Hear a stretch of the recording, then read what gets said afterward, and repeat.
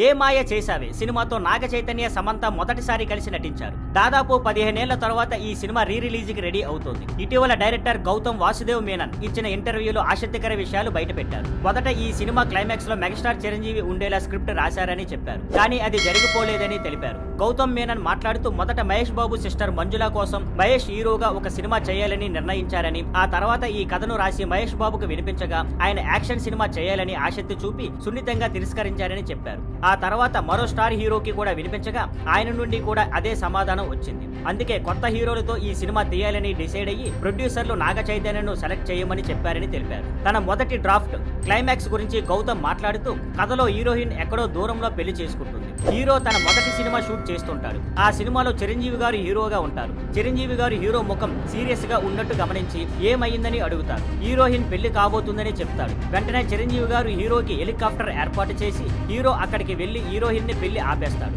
అని చెప్పారు. తమిళంలో సింబు హీరోగా, తెలుగు వెర్షన్ లో నాగ చైతన్య హీరోగా చేసిన ఈ సినిమాలు 2 బాక్స్ ఆఫీస్ దగ్గర హిట్ అయ్యాయి. ఇప్పుడు తెలుగు వెర్షన్ జూలై 19న రీ రిలీజ్ అవుతుంది. Thank you for watching. Please like, share and subscribe.